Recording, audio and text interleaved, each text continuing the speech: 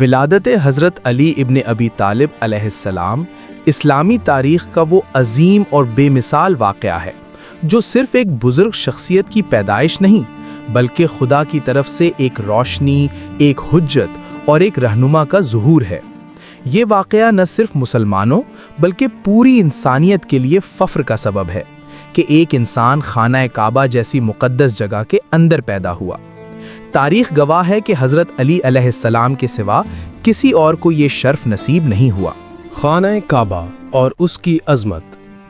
خانہ کعبہ اللہ تعالیٰ کا پہلا گھر ہے جو عبادت کے لیے مقرر کیا گیا۔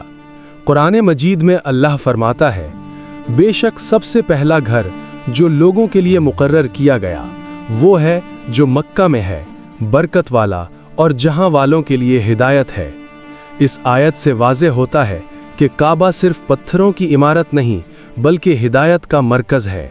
ایسی مقدس جگہ کے اندر کسی کا پیدا ہونا اس بات کی دلیل ہے کہ وہ شخص اللہ کے خاص انتخاب میں ہے۔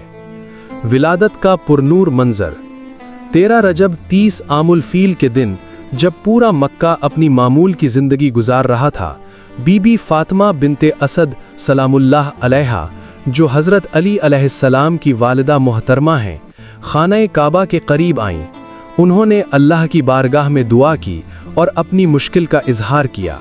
روایت کے مطابق جیسے ہی انہوں نے دعا کی، خانہ کعبہ کی دیوار شک ہو گئی اور بی بی فاطمہ بنت اسد سلام اللہ علیہا کعبہ کے اندر داخل ہو گئیں۔ یہ منظر دیکھ کر لوگ حیران رہ گئے، مگر اللہ کا حکم تھا کہ دروازہ بند رہا اور بی بی فاطمہ سلام اللہ علیہا کعبہ کے اندر 3 دن تک رہیں۔ چوتھے دن جب وہ باہر آئیں تو ان کی گود میں وہ بچہ تھا جو بعد میں علی ابن ابی طالب علیہ السلام کے نام سے دنیا میں پہچانا گیا۔ قرآنی اشارات اور مقام علی علیہ السلام۔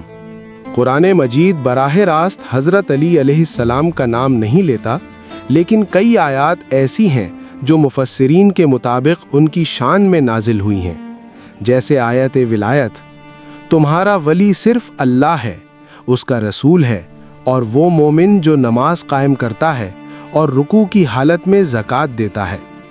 اس آیت کے بارے میں مشہور ہے کہ یہ حضرت علی علیہ السلام کے اس عمل پر نازل ہوئی جب انہوں نے رکوع کی حالت میں اپنی انگوٹھی فقیر کو دے دی۔ یہ ان کی ولایت اور رہنمائی کا قرآنی دلیل ہے۔ پرورش اور رسالت سے تعلق۔ حضرت علی علیہ السلام کی ولادت کے بعد بھی اللہ نے انہیں خاص انداز میں پرورش دلوائی۔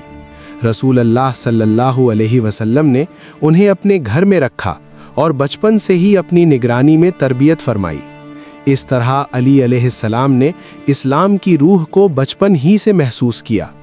نہج البلاغہ میں حضرت علی علیہ السلام خود فرماتے ہیں کہ تم جانتے ہو کہ رسول اللہ صلی اللہ علیہ وسلم کے ساتھ میرا کیا قریبی رشتہ تھا۔ میں بچپن میں ان کے ساتھ رہتا تھا، وہ ہر روز اپنے اخلاق کا ایک نیا پہلو میرے لیے واضح کرتے۔ یہ الفاظ اس بات کا ثبوت ہے کہ علی علیہ السلام کی شخصیت رسول صلی اللہ علیہ وسلم کی شخصیت کا عکس تھی۔ ولادت کا پیغام۔ خانہ کعبہ میں ولادت کا پیغام صرف ایک تاریخی واقعہ نہیں بلکہ ایک الہی پیغام ہے۔ یہ پیغام ہے توحید، عدل، علم اور ولایت کا۔ حضرت علی علیہ السلام کی پیدائش سے ہی یہ واضح کر دیا گیا کہ اسلام کا مستقبل علم اور عدل کے ساتھ جڑا ہوگا۔ آج بھی اگر مسلمان حضرت علی علیہ السلام کی سیرت اور نہج البلاغہ کی تعلیمات کو اپنی زندگی کا حصہ بنا لیں تو بہت سے مسائل کا حل ممکن ہے۔ یہ ولادت ہمیں یہ سکھاتی ہے کہ اللہ جب کسی کو چنتا ہے تو اس کے لیے زمین اور آسمان دونوں کے دروازے کھول دیتا ہے، بالکل اسی طرح جیسے کعبہ کی دیوار حضرت علی علیہ السلام کی ولادت کے لیے کھل گئیں۔